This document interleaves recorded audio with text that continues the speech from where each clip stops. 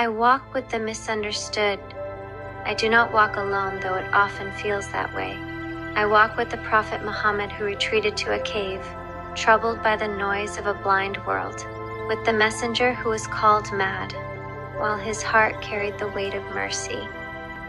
I walk with the Prophet Musa, the stammering soul, chosen by God but unsure of his voice, raised in power yet not at home in it. He broke free to liberate others. I walk with Rabia al-Basri, whose love for God burned hotter than society's rules, a woman alone yet fully whole, worshipping not for fear but for love. The light that surrounded her also surrounds me. Ya Allah, if I worship you for fear of hell, burn me in hell. If I worship you in hopes of paradise, exclude me from paradise. But if I worship you for your own sake, grant me not your everlasting beauty. I walk with Mansur al-Hallaj, whose cry of I am the truth echoed from a heart too intimate with the divine.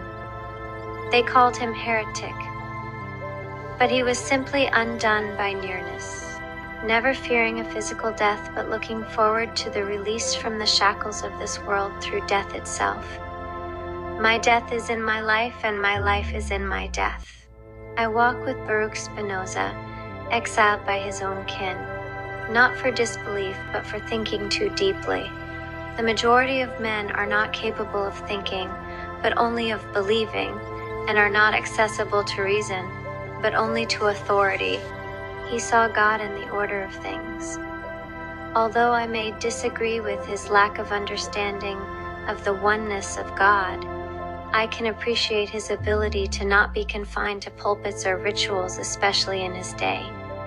I walk with Malcolm X, who grew past his teachers of the Nation of Islam and paid for it with blood.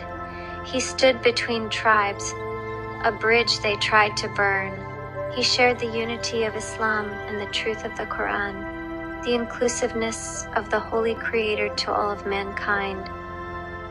I walk with those whose truths made others uncomfortable, with those who didn't fit, who didn't bend, who didn't belong, except to the Most High.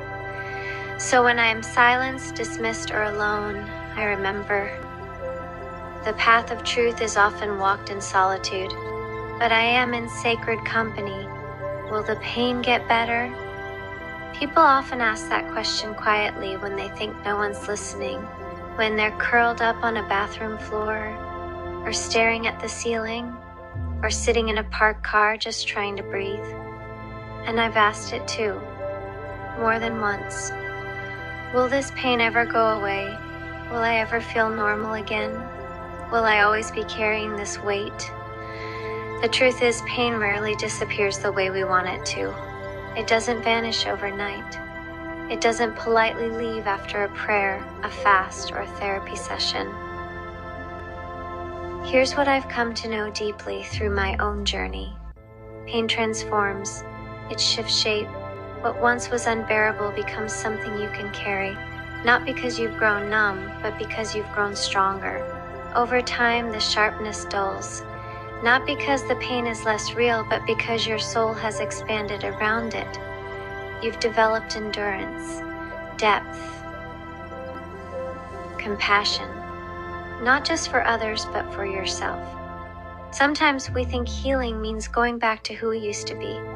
True healing means becoming someone new, someone wiser, softer, fiercer, more aligned with the truth.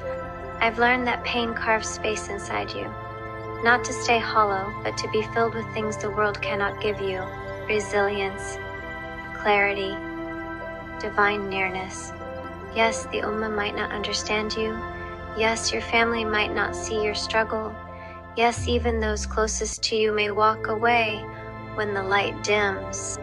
But Allah does not. He is Al-Latif, the subtle one. He heals in quiet ways. He doesn't always remove the pain instantly, but He always walks with you through it. Al-Baqarah 286. Allah does not burden a soul beyond that it can bear. It will have the consequence of what good it has gained, and it will bear the consequence of what evil it has earned. Our Lord, Do not impose blame upon us if we have forgotten or erred, our Lord, and lay not upon us a burden like that which you laid upon those before us, our Lord, and burden us not with that which we have no ability to bear. And pardon us and forgive us, and have mercy upon us. You are our protector, so give us victory over the disbelieving people. So if you're hurting right now, I won't give you empty words. I won't tell you to just be grateful or trust the process. Instead, I'll tell you this: yes, it will get better, not because you'll forget the pain, but because it will no longer define you. Ashar 5:6, or indeed with hardship will be ease, because you'll be standing on what once crushed you with open hands, a softer heart, and a deeper knowing of who truly carried you through. And that is something no pain can ever take away. Thank you for listening. Writing has become a powerful outlet for me to express my thoughts, emotions, and reflections. It truly means a lot to feel heard and supported. If you're listening to this, I'd love to know you're here.